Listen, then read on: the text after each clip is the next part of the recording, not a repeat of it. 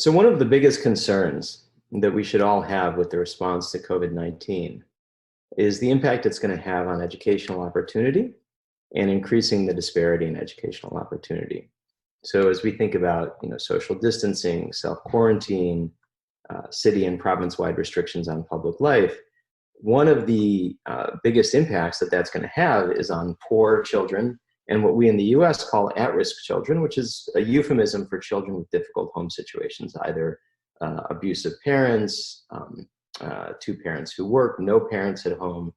All these children already face striking inequality in access to quality primary and secondary education. And that's true in the United States, it's true in Pakistan, it's true in many countries around the world. And one of the things that is most concerning about the COVID response, and it's going to require long-term management, is that school closures are going to exacerbate those inequalities. Because the kind of existing inequalities are large. And then if you think about what's going to happen now, it's going to be even worse. So students from communities of need today in many countries are less likely to have access to high quality instructors, have fewer accelerated preparatory programs, whether that's for secondary school or college or high quality vocational training. And to the extent that they receive mental health support, it's already from overburdened staff. And yet, despite that, the schools do provide opportunities to thrive. They can be a safe haven from instability and tragedy at home, and they can provide a venue to get mentorship, which is missing in the house. So, what's going to happen to these children? So, the things that have been put in place to help them, at least in the developed world and also in Pakistan, are either not interactive in the case of educational television and similar resources, or if they are interactive, they depend on access to both a device and high quality internet. And in the United States, both of those things are hugely problematic.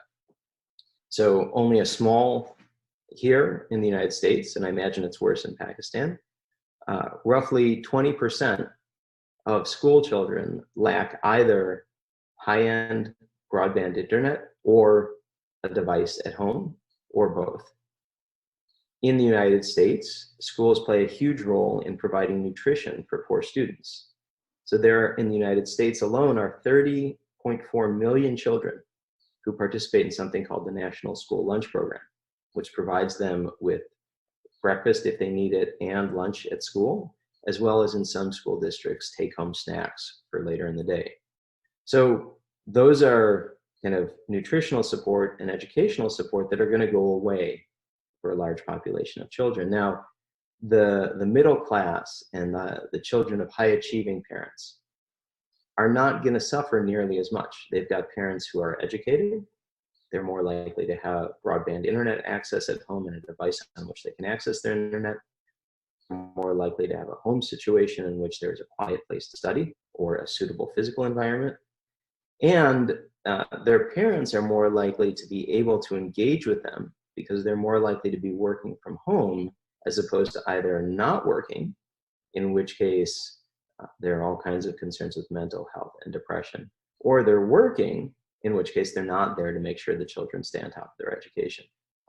And the kind of challenge now is how to keep those children engaged and on the educational path.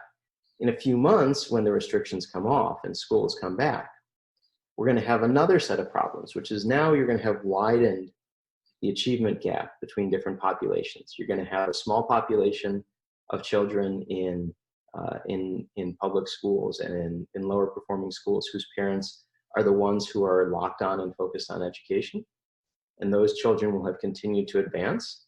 And then you're going to have the vast majority who will have fallen further behind, who will have stayed where they were or even lost months of education, as we know happens during the summer months in countries where there's no school during the summer. So now you're bringing together, when schools come back, two populations that have had radically different learning experiences over a number of months. And that's going to make the challenge in the classroom for teachers much harder. And you're also going to have, of the children from at-risk homes, a number of them are going to have to come back to school, having now lost for a number of months that safe haven where they could go and be safe from whatever problems were at home. So they're going to come back to school with increased mental health needs, increased counseling needs, and increased disciplinary challenges. So you're setting up for this very challenging educational environment going forward. And we're not seeing yet in the United States, and I suspect not yet in Pakistan either, significant preparation for what that new reality is going to look like for the teachers. How are they going to need to modify their lesson plans? Are we going to need to offer new tracking options? Are we going to need to offer supplemental summer schooling for the children who lost the most in their educational journey? So it's really a wide set of challenges that we're going to face. And right now, the focus is almost entirely on the emergency response. And we need to begin thinking about what's going to happen as we exit the response and come back.